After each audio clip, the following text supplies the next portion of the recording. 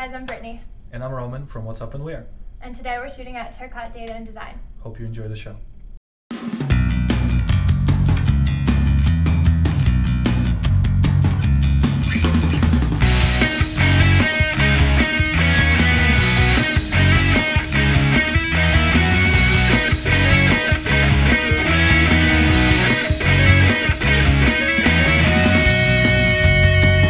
Welcome back to another episode of Strictly Biz News. Corey's back. That's all she learned in Mexico. I want to thank Brittany, I want to thank Roman for coming on, and we'll be doing a spotlight with Jason Turcotte from Turcotte Data and Design in the next segment. So let's get right into the hot topics. We got a few really good topics to talk about today. First up, there's 2 Connecticut MBA grad students who got funded for a new social site called Shizzlr. They received the name or the name, I hate it. Yeah, kind of reminds me of something like Snoop Dogg would create. Yeah. Sounds like something special at the Red Lobster. Well, they got funded $350,000 in private and state money to develop it, which is really cool. And it's basically, they're trying to bring friends together who text message on social forums, and they basically like a Facebook, but like for a smaller group of friends. Mm-hmm. So you opt in who you want to be in your group, right? Yes. Yeah, it's great to see a local company, get the funding, and it's the only issue with it, the way I see it, is that Facebook is, I don't know if you guys know, coming out with Messenger, where they're going to incorporate text messaging, email, instant messaging all into one system. Oh wow. So you'll be able to, shoot an IM, and it'll ask you if you want to text message it to your friends, or they can choose to get it as an email. So they're going to take all these various communication sources and combine them. Mm-hmm. Wow. So I think it's exciting for them, but it's kind of like we just heard this story. You know what I mean? Yeah. It's like 2 college grads setting up a social network site. It's like maybe try to do something a little bit different. Yeah. Yeah. Well, they're saying that. Never mind. They have $350,000 worth of startup money is really great, considering there's really low overhead. Yeah. I remember what I was gonna say. Oh, perfect. Just cut me right off. No, I'll finish it and then we go. So there's low overhead, and I mean they have students readily available for staff if needed, and the college is obviously supportive, so they have space, to use as a facility. Well, one of the reasons why they funded them was because they are saying that they want to see a job increase in Connecticut as a whole. So they're hoping this will increase. Yeah, the fund that funded them is a Connecticut-only fund. Yeah. Like they only fund companies that are in Connecticut. They don't go outside of that state. So that's why they said that state funding, because they're subsidized by the state. Yeah. I wonder where the name came from. Yeah, Shizzlr. Oh. Yeah. Are they called Snoop Dogg and probably disaster? Yeah. Shizzle my nizzle. Perfect.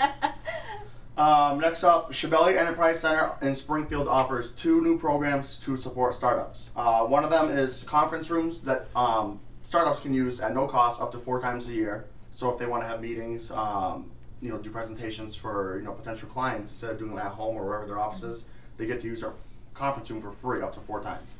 The second one is a facility. They're making a facility available for groups to offer workshops. So to do presentations and offer it for free as well.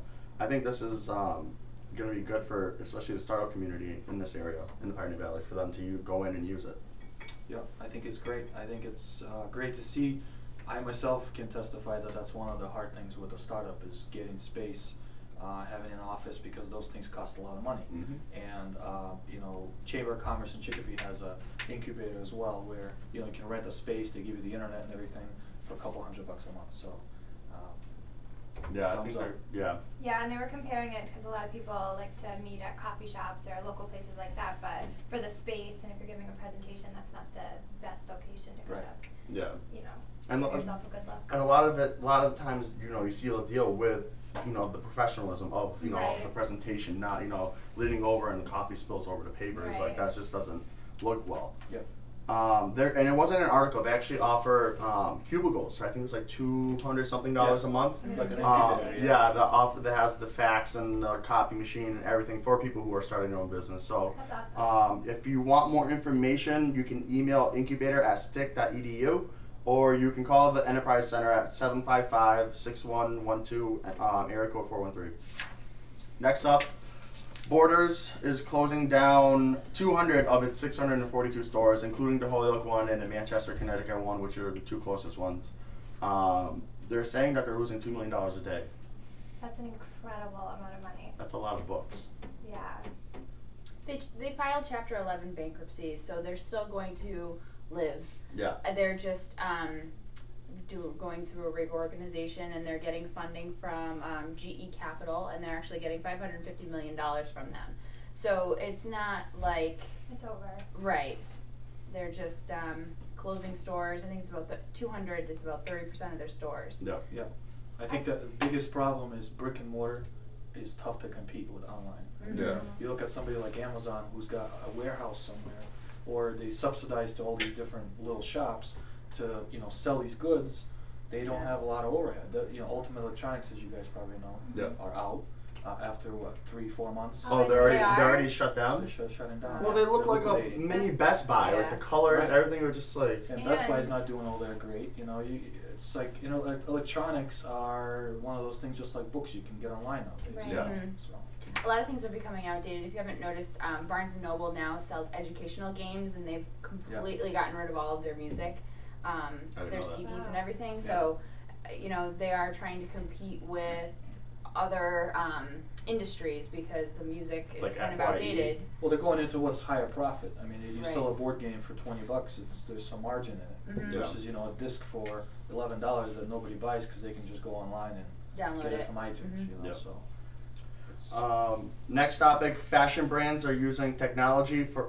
They used it last week's fashion. Was it last week? Yeah, last week's Fashion Week. Specifically, DKNY. They used this website called Big Live or Big Live. I'm not sure which one it is.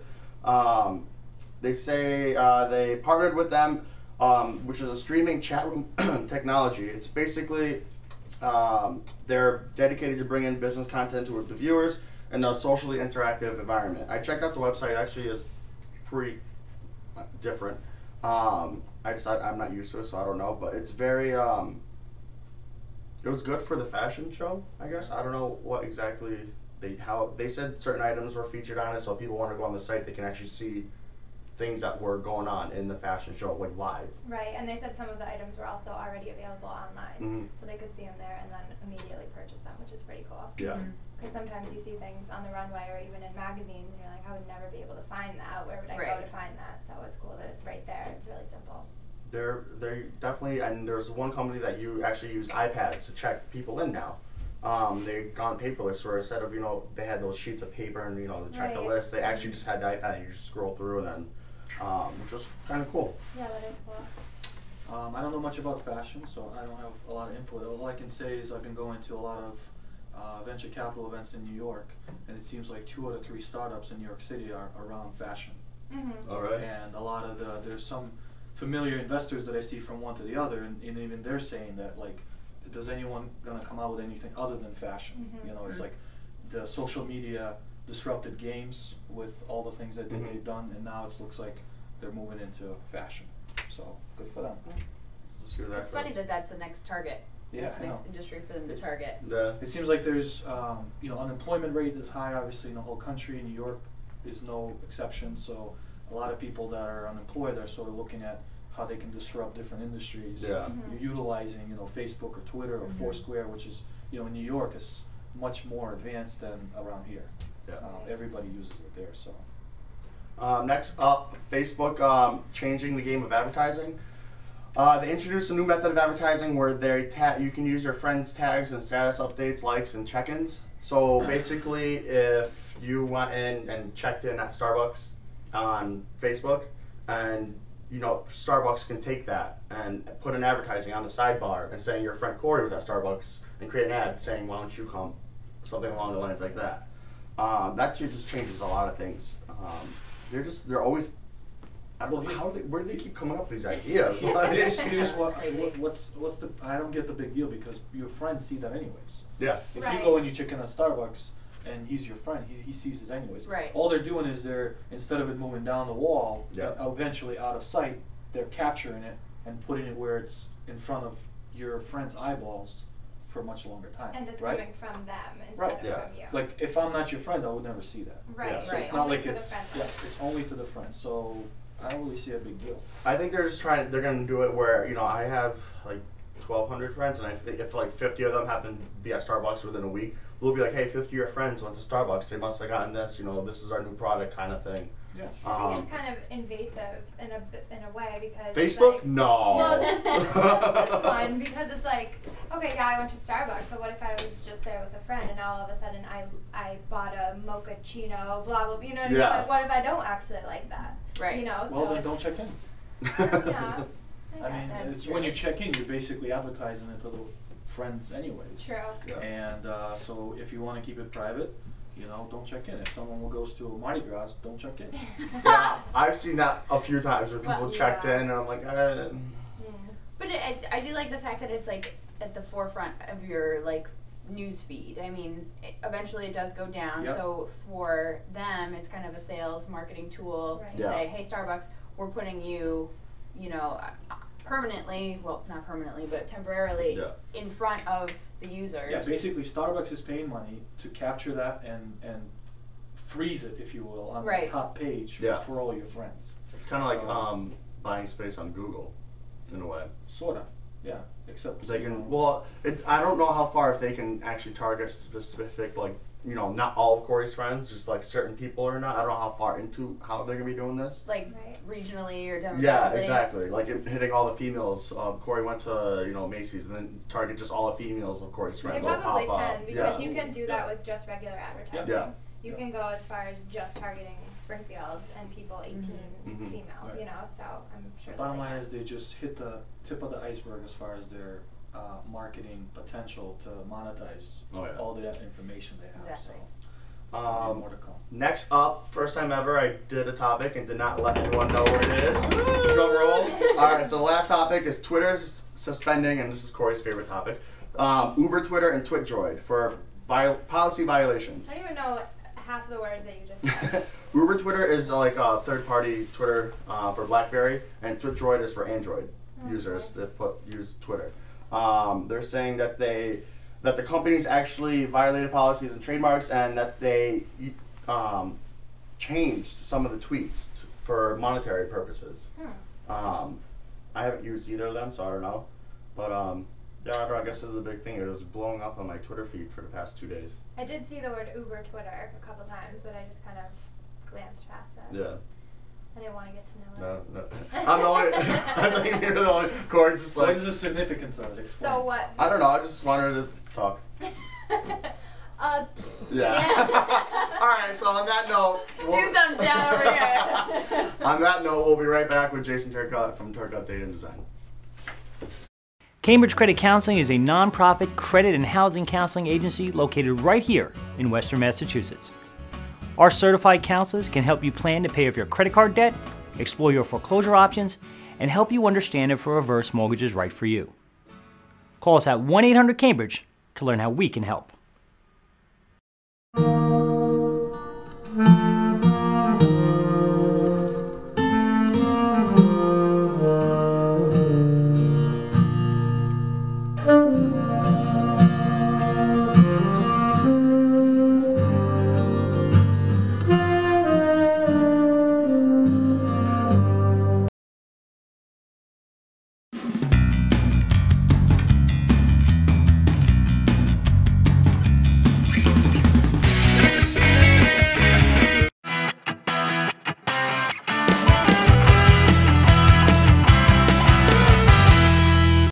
And welcome back. I'm here with Jason Turcotte from Turcotte Data and Design for the Business Spotlight.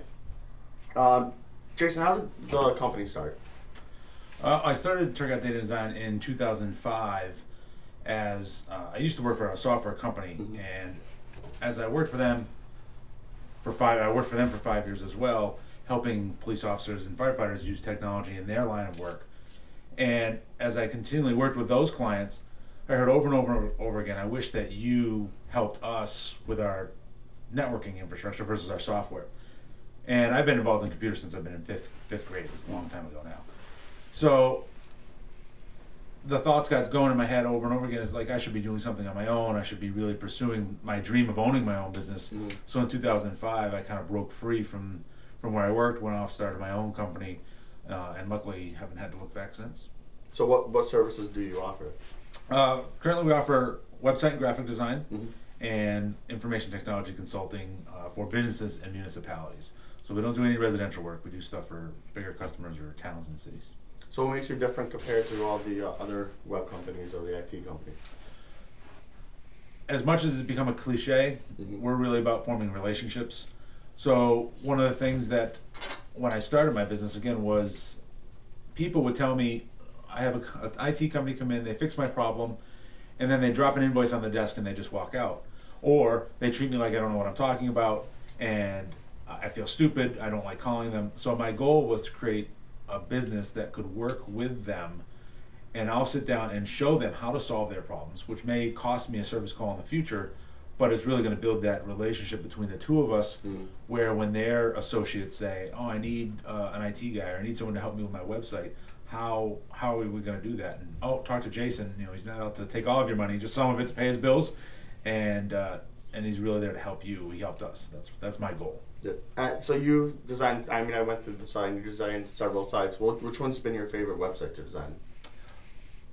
My favorite website design changes almost every project, but a couple of them, we created one for a company called RJM Landscaping, which is a mid to high-end landscaping company in Westfield, and it's built on a content management system. And what I'm really proud about there is we took someone who's a landscaper, he's an amazing landscaper, but he would be the first to tell you he's not a computer guy. He can do amazing things with rocks and dirt and stuff, but you put a computer in front of him and it intimidates him. So what we did was create this system that he is still able to maintain and update his website, have a very professional looking website that's interactive, efficient, and functional for him, and it's something that a landscaper can maintain. The other one that I'm proud of as well is for a different reason altogether, is for Daryl's Race, which is a charity 5K race here in East Hampton. It's a 5K walk run that happens in first weekend of May 1st this year, or May 2nd, whichever the first Saturday or Sunday is. It's darylsrace.com. There's information on the website. But same thing, that's for a charity organization where the race committee can maintain the website themselves. I do a lot with content management websites so people can update the site themselves. But those are two of my current favorites. So what's next for you? Well, we're adding our first employee this year, so that's pretty exciting. So we're expanding. Again, we've grown every year for the last 5 years. Now we've gotten to a point where to continue to grow, I need to bring someone on to help me. So we're in the process of doing that now, which is going to be very exciting. I've always wanted to move the business into a goal. Ultimately, I'd like to have 2 to 5 people that work for the company, and then we can come in and work. And I can work on helping people grow their business almost as a consultant or a coach, and say, oh, by the way, I also have a marketing department and I have an IT department, and we can bring those services in to help you as well. But I would like my role to transform into more of a consultant role where I can help start businesses, sit down and say, here's what's worked, here's some effective strategies, let's help you implement those. Is there anything else you want to tell the viewers? We're awesome. Check us out, turkotdata.com. All right, great. Jason, thank you. Thanks, Al. And we'll be right back.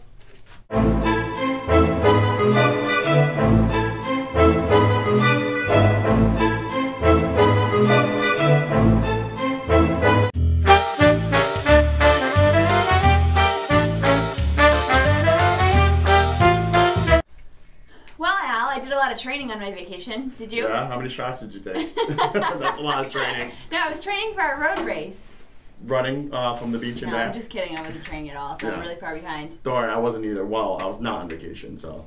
Well, if you're still interested in running with us, we may be walking or if you want passing out on the sidewalk. Yeah, just go to facebook.com/strictlybiznews. We have an event on there, so just join with us. We'll have shirts. Join in on fun. We'll have a party after. I mean, that's probably more, well, I don't know, it'd be entertaining to see me like kind of finish last place. With an IV in the back of an ambulance. Probably. I want to thank Brittany, Roman, and Jason for coming on today. And anything else you want to say? I don't know. Nope, that's it. All right. Adios. See you guys next time.